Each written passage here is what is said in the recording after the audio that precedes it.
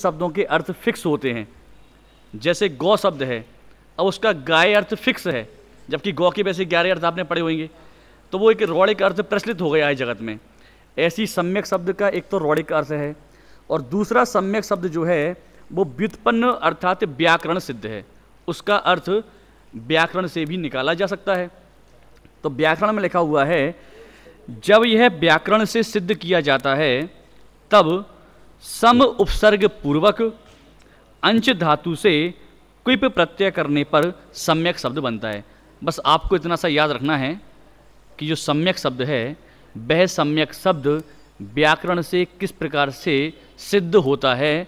तो सबसे पहले इसमें बात करी है सम। सम क्या है इसमें? सम है उपसर्ग, धातु है इसमें अंश, और प्रत्यय इसमें क्विप। ये तीन चीज़ों को आपको इसमें याद रखना है, ठीक है। और सर्वापहारी उसका क्विप प्रत्यय का लोप हो गया, सर्वापहारी, ठीक है। अब देखिए आप, ये सम्यक शब्द बन गया, इसकी व्याख्या, इसकी व्युत्पत्ति ये आपको याद होना चाहिए। उसके बाद में कहते हैं संस्कृत में इसकी व्युत्पत्ति समंचति इति सम्यक इस प्रकार भी होती है, और प्रकृत में इसका अर्थ प्रशंसा है। प्रकृत अर्थात जो प्रकरण चल रहा है उस प्रकरण में इसका अर्थ क्या है? तो प्रशंसा है। अब प्रशंसा माने वो प्रशंसा करने वाली प्रशंसा नहीं, जब हम किसी की प्रशंसा करते हैं तो उसको बोलते ना बहुत अच्छा, तो अच्छा सम्यक, तो सम्यक, सुष्ठु, अच्छा, ये पर्यायवाची जैसे शब्द हैं, तो वह यहाँ पे अर्थ लिखा हुआ है। प्रकृत मान होता है प्रकरण में, इस प्रकरण में ऐसा, प्राकृत नहीं है, प्रकृत है, और प्रकृत का अर्थ होता है इस प्रकरण में, जिसकी अभी हम चर्चा कर रहे हैं उस प्रकरण में। इसे दर्शन, ज्ञान और चारित्र, इनमें से प्रत्येक शब्द के साथ जोड़ लेना चाहिए। ये तो आप जानती हैं कि जो सम्यक शब्द है वो सम्यक शब्द आदि दीपक है, और आदि दीपक होने के कारण से दर्शन, ज्ञान और चारित्र तीनों के साथ में जुड़ेगा, सो सम्यक दर्शन, सम्यक ज्ञान और सम्यक चारित्र ऐसा हो जाएगा। लक्षण और भेद के साथ इनका स्वरूप विस्तार से आगे कहेंगे। नाम मात्र यहाँ कहते हैं। पदार्थों के यथार्थ ज्ञान मूलक श्रद्धान का संग्रह करने के लिए दर्शन के पहले सम्यक विशेषण दिया है। क्या कहा? कि पदार्थों के यथार्थ ज्ञान मूलक श्रद्धान का संग्रह करने के लिए दर्शन के पहले सम्यक विशेषण दिया हुआ है। जिस जिस प्रकार से जीवादिक पदार्थ अवस्थित हैं उस प्रकार से उनका जानना सम्यक ज्ञान है। ज्ञान के पहले सम्यक विश्लेषण विमुहे अर्थात अनध्यवसाय, संशय और विपर्य ज्ञानों का निराकरण करने के लिए दिया हुआ है। ये भी आप पहले से जानते होंगे कि सम्यक ज्ञान जो है उस सम्यक ज्ञान के पहले जो सम्यक शब्द दिया हुआ है वो इसलिए दिया हुआ है कि लोग मिथ्या ज्ञान को ग्रहण नहीं कर लें, और मिथ्या ज्ञान को ग्रहण करेंगे तो संशय, विपर्य, अनध्यवसाय से युक्त होगा, और जब सम्यक ज्ञान को ग्रहण करेंगे तो वह सम्यक ज्ञान संशय, विपर्य और अनध्यवसाय से रहित होगा। इसलिए ज्ञान के पहले सम्यक शब्द दिया हुआ है। जो ज्ञानी पुरुष संसार के कारणों को दूर करने के लिए उद्यत हैं उसके कर्मों के ग्रहण करने में निमित्तभूत क्रिया के उपरम होने को सम्यक चारित्र कहते हैं। चारित्र के पहले सम्यक विशेषण अज्ञान पूर्वक आचरण के निराकरण करने के लिए दिया गया है। सम्यक चारित्र, और यदि चारित्र मात्र लिखा हो तो मिथ्या चारित्र का भी ग्रहण हो सकता है। तो जीव अज्ञान पूर्वक जो चारित्र ग्रहण किया जाता है उसको ग्रहण नहीं करें, इसलिए चारित्र के पहले भी सम्यक विशेषण दिया हुआ है कि सम्यक ज्ञान पूर्वक जो चारित्र होगा वही चारित्र यथार्थ है, अन्य चारित्र सत्य नहीं है। अभी उसकी चर्चा इसमें नहीं है। अब आगे 6th पॉइंट, इतना आपको समझ में आ गया। सम्यक शब्द दर्शन ज्ञान चारित्र के पहले क्यों लगाया हुआ है, ये बात इसमें कही गई। नेक्स्ट चर्चा करते हैं दर्शन शब्द की। दर्शन ज्ञान और चारित्र का व्युत्पत्ति अर्थ क्या?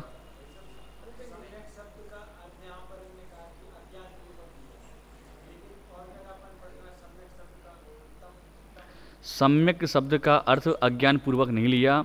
सम्यक चारित्र के प्रकरण में अज्ञान पूर्वक जो आप चारित्र को धारण कर रहे थे उस चारित्र को धारण नहीं करो, उस अर्थ में सम्यक शब्द को लिया है। सम्यक ज्ञान पूर्वक होने वाला चारित्र सम्यक चारित्र है। तो सम्यक शब्द जो है वो सम्यक ज्ञान पूर्वक होने वाले चारित्र के अर्थ में है, सुचारित्र के अर्थ में है, कुचारित्र के अर्थ में नहीं है।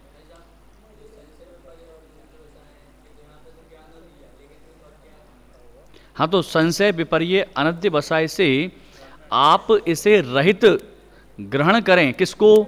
ज्ञान को, इसलिए सम्यक शब्द लिखा हुआ है।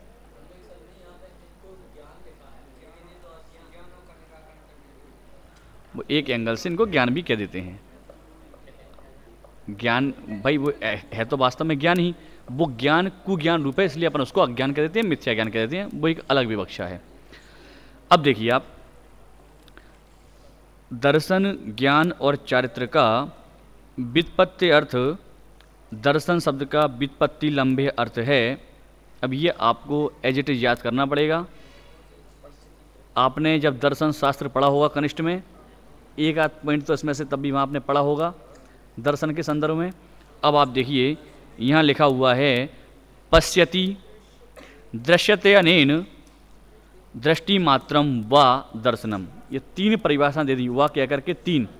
एक तो पश्यति दर्शनम, दूसरा दृश्यते नेन दर्शनम और तीसरा दृष्टि मात्रम दर्शनम। अर्थ देख लीजिए इनके आप। पश्यति दर्शनम, जो देखता है, जिसके द्वारा देखा जाता है, या देखना मात्र, ये तीनों का यहाँ पर अर्थ कर दिया। पश्यति दर्शनम माने जो देखता है, दृश्यते अनेन माने जिसके द्वारा देखा जाता है, तृतीय व्यक्ति, और दृष्टि मात्रम दर्शनम माने देखना मात्र, यह दर्शन है। इसी प्रकार से जानाति ज्ञानम, ज्ञायते अनेन ज्ञानम और ज्ञप्ति मात्रम ज्ञानम, ये यहाँ कहा गया है। जानाति ज्ञानम माने जो जानता है सो ज्ञान है। ज्ञायते अनेन इति ज्ञानम, जिसके द्वारा जाना जाता है सो ज्ञान है। और अंतिम कहते हैं ज्ञप्ति मात्रम ज्ञानम, जानना मात्र, ज्ञप्ति मात्र माने जानना मात्र, वह वास्तव में ज्ञान है। तीनों परिभाषा आती हैं। ऐसे ही आचरण का चारित्र शब्द का व्युत्पत्ति लंबे अर्थ है चरति चर्यते नेन चरण मात्रम व चारित्रम। चरति चारित्रम, जो आचरण करता है सो चारित्र है। चर्यते नेन चारित्रम, जिसके द्वारा आचरण किया जाता है सो चारित्र है। और चरण मात्रम चारित्रम, चरण मात्रम चारित्रम माने जो आचरण है वही चारित्र है। शंका, ये अभी आप एज इट इज याद करना। अब इसी के संदर्भ में जो शंका समाधान है वो देखिए आप। यहाँ कहते हैं दर्शन आदि शब्दों की इस प्रकार व्युत्पत्ति करने पर कर्ता और करण एक हो जाता है, किंतु यह बात विरुद्ध है। देखो आप, ऊपर कहा दर्शन को अपन लेते हैं, पश्यति दर्शनम माने जो देखता है सो दर्शन है, यहाँ तो कर्ता की बात कर दी। फिर कहते हैं दृश्यते दर्शनम, जिसके द्वारा देखा जाता है वो दर्शन है। तो कर्ता के माध्यम से भी दर्शन को सिद्ध कर रहे हैं, करण के माध्यम से भी दर्शन को सिद्ध कर रहे हैं। करण का दूसरा नाम है साधन, ठीक है, माने कर्ता और करण अथवा साधन के माध्यम से दर्शन को सिद्ध कर रहे हैं। तो कर्ता और करण एक कैसे हो सकते हैं? प्रश्न यहाँ ये किया, भाई कर्ता अलग होएगा, करण चीज अलग होगी। आप कर्ता और करण को एक ही परिभाषा में घटित कर रहे हैं, यह बात समझ में नहीं आती है। उसके उत्तर में कहते हैं यद्यपि यह कहना सही है, आपने कहा सो तो ठीक। ये जो टोडरमल जी की शैली है ना, वो भी यहीं से आई है। टोडरमल जी साहब ने जो मोक्ष मार्ग प्रकाशक में इस प्रकार की शैली का प्रयोग किया ना, कि पहले सामने वाले की बात को रखी, शंका खड़ी की शिष्य की तरफ से, फिर उसका समाधान किया, तो आपने कहा सो तो ठीक परंतु, तो वही शैली यहाँ से ही ली गई है मुख्य रूप से। सबसे प्राचीन अगर कोई शैली मिलती है तो वो यहाँ सरवार सिद्धि में वो वैसी प्रश्नोत्तर वाली शैली मिलती है, जिसमें एक और दो प्रश्नों को दोनों तरफ से खड़ा करके फिर उसका समाधान किया जाता है। अब देखिए आप यहाँ कहते हैं, यद्यपि यह कहना सही है तथापि स्वपरिणाम और परिणामी में भेद की विवक्षा होने पर उक्त प्रकार से कथन किया जाता है। जैसे अग्नि दाह परिणाम के द्वारा ईंधन को जलाती है। अग्नि किसके द्वारा ईंधन को जलाती है? दाह परिणाम को के द्वारा ईंधन को जलाती है। एक बात, जलाने का परिणाम, दाह माने जलाना। अग्नि दाह परिणाम के द्वारा ईंधन को जलाती है और दूसरा अग्नि ईंधन को जलाती है। दोनों बातें सही हैं। अग्नि भी ईंधन को जलाती है और दाह परिणाम के द्वारा ईंधन को जलाती है। तो दाह परिणाम के द्वारा जब अग्नि ईंधन को जलाती है तब जो इस प्रकार का कथन किया गया वो कथन तो हुआ करण की तरफ से, साधन की तरफ से, और अग्नि ईंधन को जलाती है इस प्रकार का जो कथन किया गया वो कथन हुआ कर्ता की तरफ से। तो कभी तो कर्ता की तरफ से कथन किया जा रहा है, कभी करण की तरफ से कथन किया जा रहा है। कथन विवक्षा में अंतर है, उस कार्य में कोई अंतर नहीं है। ठीक है, फिर से ये बात समझ में आई कि नहीं आई? अग्नि दाह के द्वारा ईंधन को जलाती है, तो दाह के द्वारा जलाया, तो दाह के द्वारा जलाया तो इसमें कौन से, किसके माध्यम से कथन किया? करण अथवा साधन। और अग्नि ने पदार्थ को जलाया, इसमें काय के माध्यम से कथन किया? कर्ता के माध्यम से। तो कर्ता और करण के इस प्रकार से भेद विवक्षा बन सकती है। जब ऐसा अग्नि दाह के द्वारा जलाती है ना, ऐसा भेद करेंगे तो भेद विवक्षा में तो कारण जो होगा वो साधन होएगा, करण होएगा। भेद विवक्षा में जो कथन होएगा वो करण के माध्यम से होगा और अभेद विवक्षा में जो कथन होगा वो कर्ता की अपेक्षा से होगा। ठीक है, बात स्पष्ट हुई आपको? अब देखिए आगे, यह कथन जैसे अग्नि दाह परिणाम के द्वारा ईंधन को जलाती है, यह कथन भेद विवक्षा के होने पर ही बनता है। यहाँ चूंकि पर्याय और पर्यायी में एकत्व और अनेकत्व के प्रति अनेकांत है, पर्याय अलग है पर्यायी अलग है, ऐसा जो अनेकांत किया हुआ है, अतः स्वातंत्र्य और पारतंत्र्य विवक्षा के होने से एक ही पदार्थ में पूर्वोक्त कर्ता आदि साधन भाव विरोध को प्राप्त नहीं होता है। माने एक ही चीज हो, ये क्या नाम है अपना अभय, इनका जो टॉपिक है सट कारक, आपका ये टॉपिक ना, सट कारक से वस्तु स्वतंत्र। तो कोई कार्य हो रहा है और सट कारक के माध्यम से हो रहा है, तो सट कारक के माध्यम से जो कार्य हो रहा है उसमें कोई एक अलग कारक हो, फिर कोई और कारक हो, फिर कोई और कारक हो। ऐसे होगा कि एक ही वस्तु में सट कारक घटित करते हैं, एक ही वस्तु में सट कारक को घटित किया जाता है। अलग अलग वस्तु में सट कारक घटित करने की बात नहीं है वहाँ। तो ऐसे यहाँ पर कही कि जब वो भेद विवक्षा से समझाया, कभी कर्ता कर्म करण संप्रदान आदि कहे तो ये भेद विवक्षा में कह दिया और कभी उसको अभेद विवक्षा में कह दिया। ये कहने के कथन पद्धति में तो अंतर होता है, लेकिन मोक्ष मार्ग रूपी जो कार्य हो रहा है वह मोक्ष मार्ग रूपी कार्य तो सम्यक दर्शन, सम्यक ज्ञान, सम्यक चारित्र की एकता के माध्यम से ही होगा। ऐसा नहीं होगा सम्यक दर्शन तो किसी और को हो जाए, सम्यक ज्ञान किसी और को हो जाए, सम्यक चारित्र किसी और को हो जाए। तो ऐसा अगर कथन किया जाए तो इस कथन के अनुसार वो किसको मोक्ष मार्ग बनेगा? बात समझ आ रही है आपको? मोक्ष मार्ग बनाने के लिए तो एक ही व्यक्ति में वो सम्यक दृष्टि है, सम्यक ज्ञानी है और सम्यक चारित्रवान है, ऐसी बात कही जाएगी। एक बार यहाँ कोई आए और उन्होंने ऐसा ही कहा कि ये जो आपका स्मारक का ये भवन है ये सम्यक ज्ञान का निलय है, ठीक है ना, और सम्यक दर्शन का निलय। उन्होंने कहा ये आपका स्मारक का जो भवन है ये सम्यक दर्शन का निलय है। बड़े दादा बैठे हुए थे तो बोले ये सम्यक ज्ञान की मूर्ति हैं और मैं सम्यक चारित्र चल करके आ गया। आप समझ गए होंगे कौन आए होंगे? तो मैं सम्यक चारित्र चल करके आ गया तो मोक्ष मार्ग हो गया और लोगों ने इसी बात पर ताली बजा दी। लेकिन अब वास्तव में वो जो सम्यक चारित्र में चल करके आया, सम्यक ज्ञान बड़े दादा बैठे हुए हैं और सम्यक दर्शन का ही निलय है, तो अब इसमें मोक्ष किसको होएगा? वो सम्यक चारित्र को होगा, सम्यक ज्ञान को होगा कि इस निलय को होगा? तो इसलिए जो सम्यक दर्शन है, सम्यक ज्ञान है और सम्यक चारित्र है वो एक ही वस्तु में होने चाहिए, तब वो मोक्ष होगा। इसी प्रकार से जो कर्ता और करण की बात चल रही है वो कर्ता और करण की बात है तो एक ही वस्तु में। जब उसको भेद विवक्षा से कहा तो साधन के माध्यम से कार्य होना कहा, और जब उसको अभेद विवक्षा में कहा तो कर्ता के माध्यम से उसको कार्य होना कहा गया। ठीक है, अब बोलो।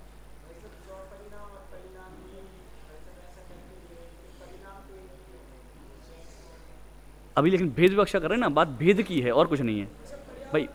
हाँ, वो भेद विवक्षा की अपेक्षा से कथन किया है। क्या भेद विवक्षा से? जो अग्नि है, अग्नि है, ये अग्नि तो है द्रव्य, और उसकी पर्यायी और उसकी पर्याय क्या है? वो दाह है, जिसके द्वारा वो जला रही है। तो ऐसी भेद विवक्षा से जो कथन किया गया, तो वहाँ तो साधन को मुख्य करा, और जहाँ अभेद विवक्षा से कथन किया वहाँ कर्ता को मुख्य किया हुआ है। इतनी सी बात इसमें है।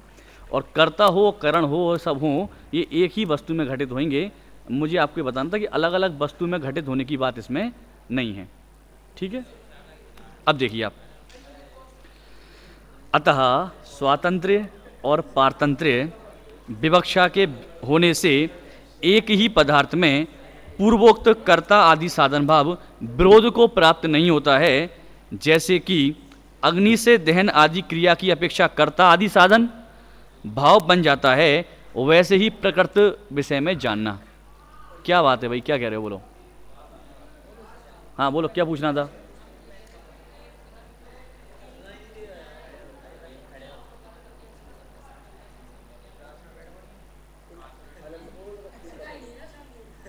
एक द्रव्य है, ये प्रश्न कहाँ है आपका? इधर सर्वार सिद्धि से जुड़ा हुआ प्रश्न है। अभी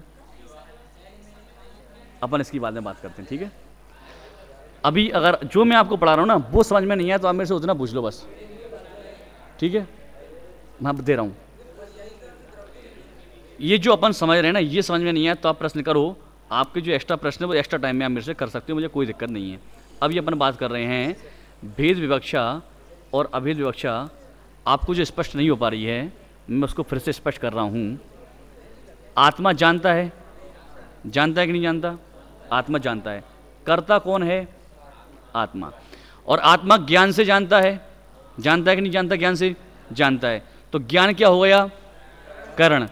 तो आत्मा को जब ऐसा कहा कि आत्मा जानता है, तो ज्ञान के माध्यम से आत्मा तब जान रहा था कि तब आत्मा के माध्यम से जान रहा था? ज्ञान और आत्मा एक ही बात है ना। तो जब ऐसा कहा आत्मा जानता है, तब तो कर्ता को मुख्य कर दिया। और जब ऐसा कहा आत्मा ज्ञान के माध्यम से जानता है, ज्ञान के द्वारा जानता है, तो भेद कर दिया। किस में भेद कर दिया? कि जिसके माध्यम से कार्य हो रहा था उसी में भेद कर दिया। तो आत्मा और ज्ञान में भेद कर दिया। तो अब क्या हो रहा है? आत्मा ज्ञान के माध्यम से जान रहा है। तो अब ज्ञान क्या हो गया? करण हो गया, साधन हो गया। तो दोनों वाक्यों में कोई अंतर है क्या? नहीं। बस अंतर क्या है? एक विवक्षा में ऐसा कथन किया जब उनमें भेद कर दिया, आत्मा अलग कर दिया, ज्ञान अलग कर दिया, और एक में दोनों की अभेद विवक्षा में कथन किया। तो भेद और अभेद विवक्षा में वो कर्ता और करणपना बनता है, और जब अभेद विवक्षा होगी तो कर्तापना, और जब भेद विवक्षा होगी तो करणपना बनता है। ठीक है, अब आगे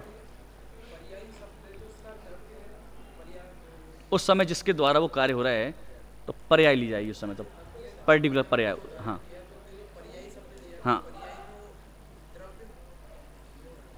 द्रव्य जो है अग्नि की उस समय की जो पर्याय हो रही है, उस पर्याय को मुख्य लेंगे। और चूंकि वो द्रव्य से जुड़ी हुई है तो द्रव्य को भी अपन कह सकते हैं। जैसे आत्मा को अपन ने ज्ञान से जुड़ करके एक कहा, ऐसे। ठीक है, और ज्ञान जो है वो ज्ञान एक समय की स्वतंत्र अलग पर्याय है। लेकिन जब अभेद विवक्षा में कथन किया तो आत्मा को ज्ञान में कह दिया, तो उस समय पर्याय में नहीं गए, उस समय आत्मा को ज्ञान में ही कह दिया, ऐसा। अब देखिए आगे कहते हैं शंका। अब ये विशेष बात है, हाँ ये भी सही कह रहा है, वैसे इसमें बहुत शंकाएं हैं और शंका समाधान ज़्यादा मत करो, ठीक है ना। अब आगे ये जो है आगे कहते हैं, अब अभी तक तो थोड़ी सी अलग से बात थी। अब जो आपने सुना होगा, जो व्याकरण में अथवा सूत्रों की विशेषता रहती है कि इसको पहले क्यों नहीं लिया, इसको पहले क्यों लिया, इस प्रकार की बात अब करते हैं। सूत्र में पहले ज्ञान का ग्रहण करना उचित है, क्योंकि एक तो दर्शन ज्ञानपूर्वक होता है और दूसरे ज्ञान में दर्शन शब्द की अपेक्षा कम अक्षर हैं। दो कारण दिए शंकाकार ने कि आप ज्ञान को पहले लो। क्यों लो? क्योंकि जो ज्ञान हो रहा है उसके बाद ही तो दर्शन होएगा। मैं आपसे एक प्रश्न कर रहा हूं, सम्यक दर्शन पहले होता है कि सम्यक ज्ञान पहले होता है? सम्यक दर्शन होने के बाद सम्यक ज्ञान होएगा ना। बोलो। हाँ भाई भूपेंद्र बोलो।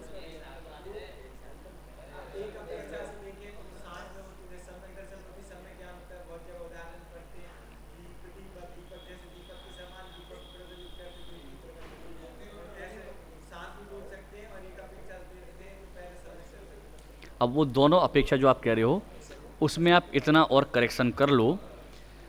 सामान्य रूप से जब भी ज्ञान दर्शन आदि गुणों की चर्चा चलेगी तो पहले ज्ञान होगा, पहले जानना होगा।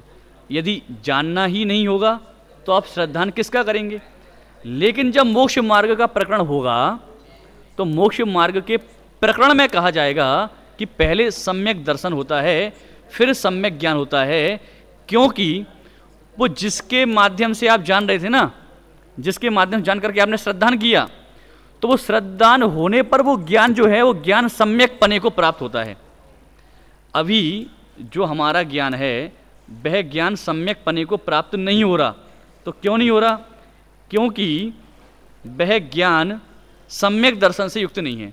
जब सम्यक दर्शन हो जाएगा तो यही ज्ञान सम्यक ज्ञान पने को प्राप्त हो जाएगा। तो सामान्य रूप से पहले जानना होगा फिर श्रद्धान करना होगा, लेकिन मोक्ष मार्ग के प्रकरण में सम्यक दर्शन होगा और जिसके माध्यम से जानना हुआ वो जानना ही सम्यक ज्ञान नाम प्राप्त कर लेगा। इस प्रकार से दोनों को आप स्पष्ट थोड़ा सा अंतर याद रखें। अब यहाँ प्रश्न किया कि आपने ज्ञान को पहले क्यों नहीं लिया। आपको ज्ञान को पहले लेना चाहिए था, क्योंकि ज्ञान के बाद जो श्रद्धान होता है और ज्ञान में अल्प अक्षर है और सूत्र आता है कि जो अल्प अक्षर वाला हो उसे पहले रखा जाता है, दीर्घ अक्षर वाले को बाद में रखा जाता है। ठीक है, अल्पाचत्रम करके एक सूत्र आता है, अल्प अक्षर वाला पहले रखा जाता है, जो भी है तो उसको पहले रखना चाहिए था। अब इसका उत्तर देखिए आप, समाधान इसमें भी है। ठीक है ठीक है ठीक है, आगे अब समाधान देखिए। यह कहना युक्त नहीं है कि दर्शन ज्ञानपूर्वक होता है, इसलिए सूत्र में ज्ञान को पहले ग्रहण करना चाहिए, क्योंकि दर्शन और ज्ञान एक साथ उत्पन्न होते हैं। यथार्थ बात तो ये है, सम्यक साधे ज्ञान होए पे भिन्न राग। तो दर्शन और जो ज्ञान है, दर्शन और ज्ञान तो युगपत होते हैं। और फिर कहते हैं जैसे मेघ पटल के दूर हो जाने पर सूर्य के प्रताप और प्रकाश एक साथ व्यक्त होते हैं, उसी प्रकार जिस समय दर्शन मोहिनी का उपशम क्षय या क्षयोपशम होने से आत्मा सम्यक दर्शन पर्याय से आविर्भूत होता है, उसी समय उसके मत्य ज्ञान और श्रुता ज्ञान का निराकरण होकर मति ज्ञान और श्रुत ज्ञान प्रकट होते हैं। पहली बात को स्पष्ट किया। पहली बात में कहा कि जिस प्रकार से सूर्य है तो सूर्य के प्रकट होने पर क्या हुआ, उसका प्रताप भी हुआ और प्रकाश भी हुआ। प्रकाश तो समझ में आता है, प्रताप माने वो जो ज्वलनशील किरण है उसकी हमें जलाने का जो काम कर रहा है वो प्रताप हुआ और प्रकाश हुआ। तो जैसे ही सूर्य हुआ वैसे ही प्रताप और प्रकाश हुए। प्रताप बाद में हो प्रकाश पहले हो, सो ऐसी बात नहीं है। ऐसे ही जैसे ही क्या होता है, दर्शन मोहिनी का उपशम क्षय या क्षयोपशम कुछ भी हो, तीन प्रकार के सम्यक दर्शन में से कोई सा भी सम्यक दर्शन हो, तो उस समय जो आत्मा सम्यक दर्शन पर्याय से आविर्भूत होता है, उसको प्राप्त करता है, उसी समय उसके जो मति अज्ञान था और श्रुत अज्ञान था उसका निराकरण हो जाता है। माने मति अज्ञान श्रुत अज्ञान हट जाते हैं और सुमति ज्ञान और सुश्रुत ज्ञान उस आत्मा को प्रकट हो जाते हैं सम्यक दर्शन होने के बाद। इसलिए आपने जो कहा कि दर्शन को बाद में रखो और ज्ञान को पहले रखो, तो जो आपका पहला रीजन था कि दर्शन ज्ञान पूर्वक होता है, सो ऐसा कहना आपका गलत है। दर्शन ज्ञान पूर्वक नहीं होता है, दर्शन ज्ञान पूर्वक नहीं होता है, ज्ञान दर्शन पूर्वक होता है। ये पहला रीजन। और दूसरा जो आप कहते हो, क्या कहते हो आप कि अल्प अक्षर होने के कारण से ज्ञान को पहले रखना चाहिए, तो उसके उत्तर में कहते हैं दूसरा ऐसा नियम है कि सूत्र में अल्प अक्षर वाले शब्द से पूज्य शब्द पहले रखा जाता है, अतः पहले ज्ञान शब्द को न रखकर दर्शन शब्द को रखा हुआ है। अल्प अक्षर हो लेकिन यदि दीर्घ अक्षर वाले, दीर्घ शब्द वाले, उसमें पूज्य पने के कारण से दीर्घ शब्द को पहले रखा जाएगा। ठीक है, अब देखिए आप, तो सम्यक दर्शन पूज्य क्यों है? आपके अनुसार दर्शन पूज्य है, ज्ञान पूज्य नहीं है। तो दर्शन पूज्य क्यों है जिस कारण से आप उसको पहले रख रहे हो? तो कहते हैं क्योंकि सम्यक दर्शन ज्ञान के सम्यक व्यपदेश का हेतु है। मतलब ज्ञान के सम्यक पने का हेतु है, ज्ञान को सम्यक कराने का हेतु है। ज्ञान जब जब सम्यक हुआ तो सम्यक दर्शन के कारण से हुआ। तो जब सम्यक दर्शन के कारण से ज्ञान सम्यक हुआ तो पूज्य तो सम्यक दर्शन ही कहलाएगा ना, क्योंकि उसके कारण से ज्ञान में सम्यकपना आया। तो ज्ञान में सम्यकपना सम्यक दर्शन लाता है, इसलिए सम्यक दर्शन पूज्य है, दर्शन पूज्य है, इसलिए उसको सूत्र में पहले रखा। ये बात यहाँ कही क्योंकि सम्यक दर्शन ज्ञान के सम्यक व्यपदेश का हेतु है। चारित्र के पहले ज्ञान का प्रयोग किया है। व्यपदेश माने बताने वाला। चारित्र के पहले ज्ञान का प्रयोग किया है क्योंकि चारित्र ज्ञान पूर्वक होता है। भाई सम्यक चारित्र कब होगा? जब सम्यक ज्ञान हो जाएगा तब सम्यक चारित्र होगा। अभी जो हमने पढ़ा, यदि सम्यक ज्ञान नहीं हुआ और चारित्र को जीव धारण कर ले तो वो कुचारित्र होगा, मिथ्या चारित्र होगा। उस चारित्र से मोक्ष की प्राप्ति होने वाली नहीं है। इसलिए सम्यक ज्ञान होने के बाद में ही चारित्र सम्यक होता है, इसलिए चारित्र को सबसे अंत में रखा गया। बोलो भाई, कहने वाला, उसको नियामक, उसका बतलाने वाला, करने वाला। ठीक है, सब कर्मों का जुदा होना मोक्ष है। नेक्स्ट पेज देखिए आप। और उसकी प्राप्ति का उपाय मार्ग है। सूत्र में मार्ग इस प्रकार जो एक वचन रूप से निर्देश किया है वह सब मिलकर मोक्ष मार्ग है, इस बात के जताने के लिए किया है। इससे प्रत्येक में मार्गपन है, इस बात का निराकरण हो जाता है। प्रत्येक में मार्गपन है, इस बात का निराकरण। इसका मतलब क्या? इसका मतलब ये है कि कोई कहे, सूत्र में लिखा है सम्यक दर्शन ज्ञान चारित्राणि मोक्ष मार्ग। सम्यक दर्शन भी मोक्ष का मार्ग है, सम्यक ज्ञान भी मोक्ष का मार्ग है, सम्यक चारित्र भी मोक्ष का मार्ग है। किसी एक को धारण कर लो और मोक्ष मार्ग प्रकट हो जाएगा। तो उसके लिए कहा कि एक को धारण करने से मोक्ष मार्ग होने वाला नहीं है।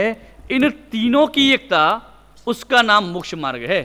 इसलिए एक को ग्रहण मत करना, इन तीनों को एक रूप में ग्रहण करना। इसलिए मोक्ष मार्ग इसको एक वचन में रखा हुआ है। देखो फिर से इसी बात को पढ़ता हूं मैं। इससे प्रत्येक में मार्गपन है, इस बात का निराकरण हो जाता है। प्रत्येक में मार्गपन है मतलब क्या? कि प्रत्येक एक अपना अपना मार्ग बना, लेकिन सब सम्यक दर्शन से मोक्ष हो जाएगा, सम्यक ज्ञान से हो जाए। अकेले अकेले की बात कर रहा हूं मैं। तो प्रत्येक में मार्गपन है, इस बात का निराकरण हो जाता है। अतः सम्यक दर्शन, सम्यक ज्ञान और सम्यक चारित्र, ये तीनों मिलकर मोक्ष का साक्षात मार्ग है। पुस्तक अभी बंद मत करो, आगे भी एक पंक्ति लिखी हुई है, ऐसा जानना चाहिए। ऐसा नहीं जाना तो मोक्ष मार्ग नहीं होगा। पुस्तक बंद नहीं करो, इसलिए कह रहा हूँ। विशेषार्थ और पढ़ रहा हूँ मैं, वो इसलिए पढ़ रहा हूँ अभी जो समझाया वो यहाँ स्पष्ट हो जाएगा। अब फिर कल विशेषार्थ समझाऊंगा, एक आध बात भूल जाओगे तो फिर उसको स्पष्ट करना पड़ेगी। और अभी आपको पूरा स्पष्ट है तो विशेषार्थ और पढ़ लो, एक सूत्र पूरा हो जाएगा। शेष चर्चा अपन फिर कल करेंगे, ठीक है? देखिए आप, परसों, कल मतलब परसों, नेक्स्ट जो क्लास रहती है वो कल कहलाती है व्यवहारने से। देखिए आप, विशेषार्थ पूर्व प्रतिज्ञानुसार इस सूत्र में मोक्ष मार्ग का निर्देश किया गया है। सम्यक दर्शन, सम्यक ज्ञान और सम्यक चारित्र, ये तीनों मिलकर मोक्ष का साक्षात मार्ग है। यह इस सूत्र का तात्पर्य है। अब इसमें समझाने जैसा कुछ नहीं है, जहाँ समझाने जैसा होगा मैं समझा दूंगा। सूत्र की व्याख्या करते हुए सर्वार्थ सिद्धि में मुख्यतया 5 विशेषताओं पर प्रकाश डाला गया है, जो इस प्रकार है। नंबर 1, दर्शन आदि के पहले सम्यक विशेषण देने का कारण। अब ये जो विशेषार्थ में लिखा हुआ ये आपको याद होना चाहिए, ऐसा नहीं कि पढ़ के याद होगा। दर्शन आदि के पहले सम्यक का कारण क्या, तो वो याद होना चाहिए कि इस कारण से दर्शन के पहले सम्यक, इसके कारण से ज्ञान के पहले सम्यक और इसके कारण से चारित्र के पहले सम्यक है। दर्शन आदि शब्दों का व्युत्पत्त्यर्थ अपन ने 3 प्रकार से पढ़ा था। एक ही पदार्थ अपेक्षा भेद से कर्ता और करण कैसे होता है, इसका निर्देश अपन समझ चुके हैं। इसको सूत्र में सर्वप्रथम दर्शन, तदनंतर ज्ञान और अंत में चारित्र शब्द क्यों रखा गया है, इसका कारण और अंतिम सूत्र में मोक्ष मार्गः, यह एक वचन रखने का कारण।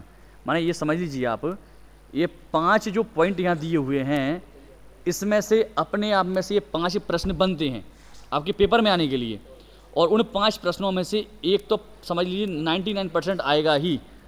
इन 5 में से एक पक्का आएगा, क्योंकि इनमें से नहीं आएगा तो फिर इस सूत्र में से क्या देंगे, और इस सूत्र में से एक ना एक प्रश्न तो आता ही है। तो इसलिए आप इन 5 के ही उत्तरों को ध्यान रखना, कोई बहुत कठिन उत्तर हो सो ऐसी बात तो है नहीं। तीसरी विशेषता को स्पष्ट करते हुए जो कुछ लिखा है उसका भाव यह है कि जैन शासन में पर्याय पर्यायी में सर्वथा भेद न मानकर कथनचित भेद और कथनचित अभेद माना गया है। इसलिए अभेद विवक्षा के होने पर कर्ता साधक बन जाता है, साधन बन जाता है, और भेद विवक्षा के होने पर करण साधन बन जाता है। आशय यह है कि जब अभेद विवक्षित होता है तब आत्मा स्वयं ज्ञानादि रूप प्राप्त होता है, और जब भेद विवक्षित होता है तब आत्मा से ज्ञान आदि भिन्न प्राप्त होते हैं। जो मैंने आपको समझाया कि आत्मा जानता है और आत्मा ज्ञान से जानता है, तो आत्मा जानता है उसमें अभेद का कथन है, और आत्मा ज्ञान से जानता है तो करण अथवा साधन और भेद की अपेक्षा यहाँ पर कथन किया गया है। चौथी विशेषता को स्पष्ट करते हुए जो है लिखा गया है कि जिस समय दर्शन मोह का उपशम, क्षय और क्षयोपशम होकर आत्मा की सम्यक दर्शन पर्याय व्यक्त होती है, उसी समय उसके मत्य ज्ञान और श्रुता ज्ञान का निराकरण होकर मति ज्ञान और श्रुत ज्ञान प्रकट होते हैं। सो यह आपेक्षिक वचन है। वैसे तो दर्शन मोहिनीय का क्षय सम्यक दृष्टि ही करता है, मिथ्या दृष्टि नहीं। अतः दर्शन मोहिनी के छपड़ा के समय मत्य ज्ञान और श्रुता ज्ञान के सद्भाव का प्रश्न ही उपस्थित नहीं होता, क्योंकि दर्शन मोहिनी की छपड़ा के समय इस जीव के मति ज्ञान और श्रुत ज्ञान ही पाए जाते हैं। इसी प्रकार जो सम्यक दृष्टि जीव वेदक सम्यक्त्व को उत्पन्न करता है, उसके भी यही क्रम जान लेना चाहिए। शेष व्याख्या सुगम है, और जो आपको इसमें थोड़ी कठिन लगी हो तो समझना वो विशेषार्थ है, वो आपके उतने अभी प्रयोजन का नहीं है। छपड़ा माने उसको छपड़ा करना, उसका नाश करना, अभाव करना, छपड़ा, ठीक है, वो सब विशेषार्थ की बात है। आपका जो मूल विषय है ना, ये विशेषार्थ देखो मैं अब क्यों पढ़ता हूँ, आपका जो मूल विषय है वो यदि आपको स्पष्ट नहीं हुआ हो, मूल विषय मतलब जो अपन सर्वार्थ ने पढ़ लिया, उसके लिए तो विशेषार्थ है, और विशेष बात आई तो उसकी अपन समय समय पर चर्चा करते रहेंगे। इसी बात के साथ अब एक ही बात पूरी करते हैं।